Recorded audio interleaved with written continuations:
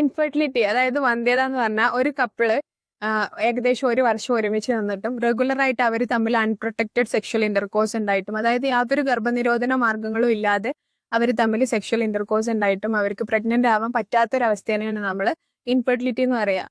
പണ്ടൊക്കെ ഒരു കപ്പിളിന് കുഞ്ഞുങ്ങളാവുന്നില്ല എന്ന് പറഞ്ഞാൽ പ്രധാനമായിട്ടും എല്ലാവരും ഫോക്കസ് ചെയ്യുക ആ ഒരു ഫീമെയിലിനെ, ആ ഭാര്യനെ മാത്രമായിരിക്കും. കാരണം പ്രഗ്നൻസി, ഗർഭധാരണം, ഡെലിവറി എന്നൊക്കെ പറയുന്നത് സ്ത്രീകളുമായി ബന്ധപ്പെട്ട ഒരു കാര്യമായതുകൊണ്ട് ട്രീറ്റ്മെന്റും ടെസ്റ്റുകളും എല്ലാം ഫോക്കസ് ചെയ്തു പോയിരുന്നത് സ്ത്രീകൾ മാത്രമായിരുന്നു.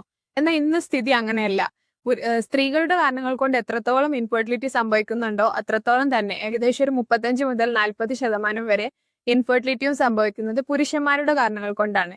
മെയിൽ ഫെർട്ടിലിറ്റി റേറ്റ് ഇത്രയും കുറയാൻ അല്ലെങ്കിൽ മെയിൽ ഇൻഫെർട്ടിലിറ്റി ഇത്രയും കൂടാനായിട്ടുള്ള കാരണങ്ങളും അതേപോലെ തന്നെ അതിനെ പ്രതിരോധിക്കാൻ വേണ്ടിയിട്ട് നമ്മൾ ചെയ്യേണ്ട കാര്യങ്ങൾ എന്തൊക്കെയാണെന്നൊക്കെയാണ് നമ്മൾ ഈ വീഡിയോയിൽ ഡിസ്കസ് ചെയ്യുന്നത്. ഹായ്, ഞാൻ doctor Majida Jasmin, consultant homeopathy, Edavannappara കടുത്ത് വെട്ടുപാറ നീല ഹോമിയോപ്പതി ക്ലിനിക്കിലാണ് ഞാൻ പ്രാക്ടീസ് ചെയ്യുന്നത്. മെയിൽ ഇൻഫെർട്ടിലിറ്റി എന്ന് പറഞ്ഞു വരുന്ന കേസുകളിൽ നമ്മൾ വളരെ ബേസിക് ആയിട്ട് ചെയ്യിപ്പിക്കുന്ന ടെസ്റ്റാണ് സെമൻ അനാലിസിസ്. അപ്പോൾ ഈ സെമൻ അനാലിസിസ് നോക്കുമ്പോൾ അതിൽ പ്രധാനമായിട്ടും കോമൺ ആയിട്ട് നമ്മൾ കാണാം ഒലിഗോസോസ്പെർമിയ, അതായത് സ്പെർമിന്റെ കൗണ്ട് കുറവ്, എസ്തനോസോസ്പെർമിയ, അതായത് സ്പെർമിന്റെ മോട്ടിലിറ്റി കുറവ്, ചലനശേഷി കുറവുള്ള സ്പെർമുകൾ, അതേപോലെ തന്നെ ടെററ്റോസോസ്പെർമിയ എന്ന് വെച്ചാൽ സ്പെർമിന് അബ്നോർമൽ ഷേപ്പ് ഉള്ളത്.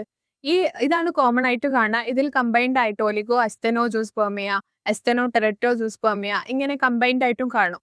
വളരെ റെയർ ആയിട്ട് അസോസ്പെർമിയ കേസുകളും കാണാറുണ്ട്.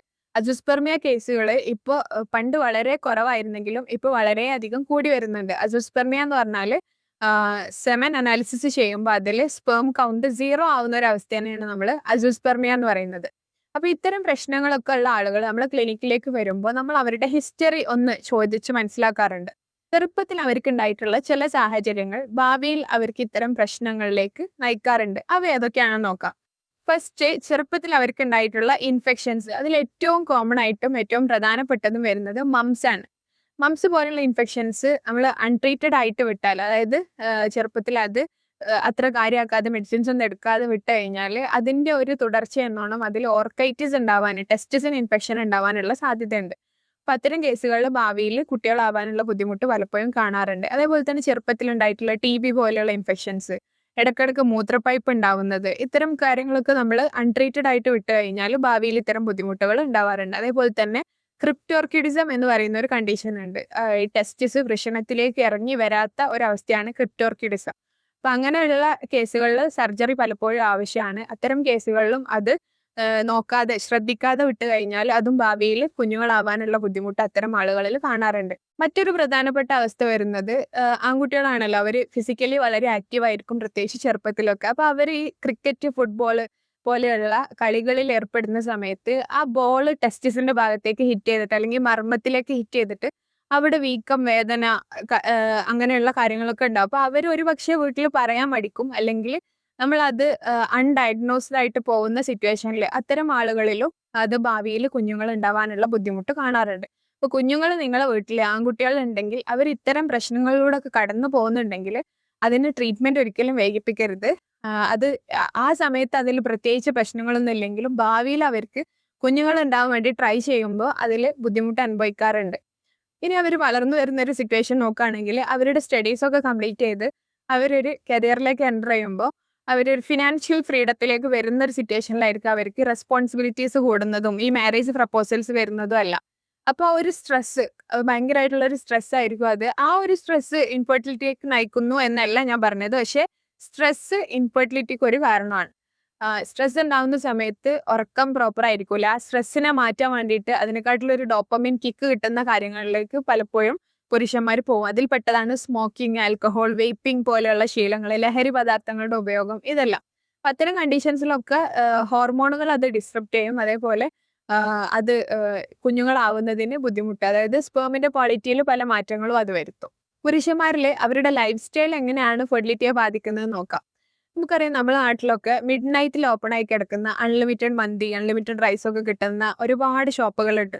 അത്തരം ഭക്ഷണങ്ങളൊക്കെ കൂടുതലായിട്ട് കഴിക്കുന്നത് പ്രോസസ്ഡ് ഫുഡ്, ജങ്ക് ഫുഡ്സ്, കൂടുതൽ ഷുഗർ കണ്ടന്റ് ഉള്ള ഭക്ഷണങ്ങൾ, അത്തരം drinks, soft drinks, energy drinks, ഇത്തരം ഡ്രിങ്ക്സ് ഒക്കെ കൂടുതലായിട്ട് കഴിക്കുന്നവര് അതേപോലെ സ്ലീപ്പ് പാറ്റേൺ ഡിസ്റ്റർബ്ഡ് ആയിട്ടുള്ള ആളുകൾ, സ്ട്രെസ് കൂടുതലുള്ള ആളുകൾ, സ്ലീപ്പ് പാറ്റേൺ ഡിസ്റ്റർബ്ഡ് ആയിട്ടുള്ള ആളുകൾ, സ്ട്രെസ് കൂടുതലുള്ള ആളുകൾ, മീൻസ് അവരുടെ ജോലി സംബന്ധമായിട്ടോ അല്ലാതെയൊക്കെ സ്ട്രെസ് കൂടുതലായിട്ടുള്ള ആളുകൾ, ഇത്തരം സാഹചര്യങ്ങളിലെല്ലാം സ്പേമിന്റെ ക്വാളിറ്റി അത് മോശമായിട്ട് ബാധിക്കുന്നുണ്ട്. അതുകൊണ്ട് മാത്രം ഇൻഫെർട്ടിലിറ്റി സംഭവിക്കുന്നു എന്നല്ല പറയുന്നത്. പക്ഷേ ഇത്തരം സിറ്റുവേഷൻസ് ഒക്കെ നിങ്ങളെ സ്പേം ക്വാളിറ്റി പതിയെ പതിയെ കുറക്കാനായിട്ട് കാരണമാവുന്നുണ്ട്. വരുന്നത് ചില ആളുകളിൽ അവർ ചെയ്യുന്ന ജോലി അവരുടെ ഫെർട്ടിലിറ്റിയെ മോശമായിട്ട് ബാധിക്കാറുണ്ട്.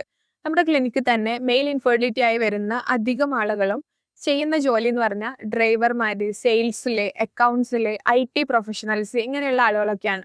ഇത്തരം ആളുകളൊക്കെ എന്ന് വെച്ചാൽ ഒരുപാട് സമയം ഇരുന്നിട്ടാണ് അവരുടെ വർക്ക് വരുന്നത്. അങ്ങനെ ഒരുപാട് സമയം ഇരിക്കുന്നത് കൊണ്ട് ടെസ്റ്റിസിന്റെ ഭാഗത്തേക്ക് ചൂട് കൂടുകയും ആ ഒരു ഹീറ്റ് സെൻസിറ്റീവ് ആയിട്ടുള്ള ടെസ്റ്റിസിലെ സെൽസ്, പ്രധാനമായിട്ടും സെർട്ടോലി സെൽസിന് പ്രോപ്പറായിട്ട് ഫങ്ഷൻ ചെയ്യാതെ വരികയും അത് സ്പെർമാറ്റോജെൻസിസിനെ മോശമായിട്ട് ബാധിക്കുകയും ചെയ്യുന്നുണ്ട്. ഇനി പെയിന്റിംഗ് ജോബ് ചെയ്യുന്ന ആളുകൾ, അത്തരം ആളുകളിൽ കെമിക്കൽസിനോടുള്ള എക്സ്പോഷർ, ലാബിൽ വർക്ക് ചെയ്യുന്ന ആളുകൾ, ഇവരിലൊക്കെ കെമിക്കൽസിനോടുള്ള എക്സ്പോഷർ കൂടുതലാണ്. അത്തരം സിറ്റുവേഷൻസിലും അത് സ്പേം ക്വാളിറ്റിയെ മോശമായിട്ട് ബാധിക്കുന്നുണ്ട്. ഇനി ഒരു വിഭാഗം വരുന്നത് ഡയറക്റ്റ് ഹീറ്റിനോട് എക്സ്പോഷർ വരുന്ന ആളുകൾ, ഷെഫായിട്ട് വർക്ക് ചെയ്യുന്നവർ, കഫ്റ്റീരിയാസ് ഉള്ള ഹോട്ടലുകളുള്ള ആളുകൾ, അതേപോലെ തന്നെ സ്വർണ്ണപ്പണി ചെയ്യുന്ന, സ്വർണ്ണത്തിലെ ലെറ്റേഴ്സൊക്കെ കാർവ് ചെയ്യുന്ന ആളുകളൊക്കെ ഉണ്ടാവും. അത്തരം വളരെ റെയർ ആയിട്ടാണെങ്കിലും അങ്ങനെയുള്ള ആളുകളും ക്ലിനിക്കിലേക്ക് എത്താറുണ്ട്.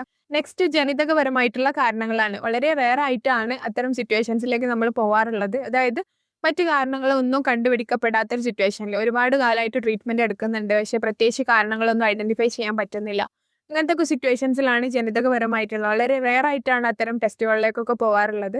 അതേപോലെ തന്നെ ഫാമിലി ഹിസ്റ്ററി, ഇങ്ങനെ ഫാമിലിയിൽ ജനിതകപരമായിട്ടുള്ള രോഗങ്ങളുള്ള ആളുകൾ അല്ലെങ്കിൽ റിക്കറന്റ് ആയിട്ട് അബോർഷൻ സംഭവിക്കുന്ന കേസുകളിലൊക്കെയാണ് ജനിതകപരമായിട്ടുള്ള കാരണങ്ങളെ നമ്മൾ തേടി പോവാറുള്ളത്. ഒന്ന് കൺക്ലൂഡ് ചെയ്ത് പറയുകയാണെങ്കിൽ ഇത്തരം സിറ്റുവേഷൻസിലൊക്കെയാണ് പ്രധാനമായിട്ടും നമ്മൾ മെയിൻ ഇൻഫെർട്ടിലിറ്റി പൊതുവെ കാണാറുള്ളത്. ചൈൽഡ്ഹുഡിൽ അവർക്ക് എന്തെങ്കിലും ഇഞ്ചുറീസോ അല്ലെങ്കിൽ ഇൻഫെക്ഷൻസിന്റെ ഹിസ്റ്ററി ഉള്ളവർ, മോശം ലൈഫ് സ്റ്റൈൽ ഫോളോ ചെയ്യുന്ന ആളുകൾ, ജോലി റിലേറ്റഡ് ആയിട്ട് ഇങ്ങനെ ബുദ്ധിമുട്ട് അനുഭവിക്കുന്നവർ, അതേപോലെ തന്നെ ജനിതകപരമായിട്ടുള്ള കാരണങ്ങൾ. ഇനി കാരണങ്ങൾ കണ്ടുപിടിക്കപ്പെടാത്ത ഒരുപാട് ഇൻഫെർട്ടിലിറ്റി കേസുകളുണ്ട്. ഇനി ഇതിനെ പ്രതിരോധിക്കാൻ വേണ്ടിയിട്ട് നമ്മൾ ചെയ്യേണ്ട കാര്യങ്ങൾ, ഫസ്റ്റ് നമ്മളെ ഫുഡ് ഹാബിറ്റ്സ് കറക്റ്റ് ചെയ്യുക, നല്ലൊരു ഡയറ്റ് ഫോളോ ചെയ്യുക എന്നുള്ളത് തന്നെയാണ്.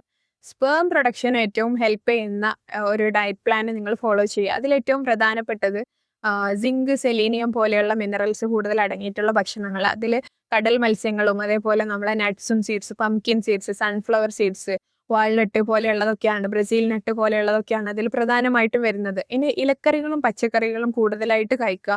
നിങ്ങൾ ഓവർ വെയിറ്റ്, ഒബസിറ്റി പോലെയുള്ള കണ്ടീഷൻസ് ഒക്കെ ഉള്ള ആളുകളാണെങ്കിൽ ഒരു നോർമൽ BMIയിലേക്ക് വരിക. റെഗുലർ ആയിട്ട് കൺസിസ്റ്റന്റ് ആയിട്ട് എക്സസൈസുകൾ ചെയ്യുക. ഒരുപാട് എക്സസൈസോ അല്ലെങ്കിൽ body building, muscle building related ആയിട്ടുള്ള കാര്യങ്ങളൊക്കെ വളരെ ഇന്റൻസ് ആയിട്ട് ചെയ്യുന്ന ആളുകളാണെങ്കിൽ അതും ഒരു ഫെർട്ടിലിറ്റി എന്നുള്ള രീതിയിൽ പോകുമ്പോൾ അതിനെ മോശമായിട്ട് ബാധിക്കാറുണ്ട്. അപ്പൊ അതിന് പകരം ഒരു മോഡറേറ്റ് ലെവലിൽ എക്സസൈസ് കൺസിസ്റ്റന്റ് ആയിട്ട് ചെയ്യാനായിട്ട് ശ്രദ്ധിക്കുക. അതേപോലെ ഏറ്റവും ഇമ്പോർട്ടൻ്റ് ആണ് സ്ലീപ്പും. നമ്മളെ ഉറക്കം കറക്റ്റ് ആവുക എന്നുള്ളത് മസ്റ്റ് ആണ്. ഇത്തരം കാര്യങ്ങളൊക്കെ ശ്രദ്ധിച്ചുകൊണ്ട് മുന്നോട്ട് പോവുക. അതിനുള്ള നിങ്ങളെ വൈഫ് കൺസീവ് ആവാനുള്ള ഒരു സാഹചര്യം, അതായത് അത് സ്റ്റാർട്ട് ചെയ്യുന്നത് നിങ്ങളിൽ നിന്നാണ്. നിങ്ങളുടെ സ്പേമിന്റെ ക്വാളിറ്റി ഇമ്പ്രൂവ് ചെയ്യേണ്ടതുണ്ട്. അതിന് ഇത്തരം കാര്യങ്ങളെല്ലാം നിങ്ങൾ കറക്റ്റായിട്ട് ഫോളോ ചെയ്തിട്ട് ഒരു 3 to 6 month എങ്കിലും നിങ്ങൾ രണ്ടുപേരും ഒരുമിച്ചുണ്ടാവുക.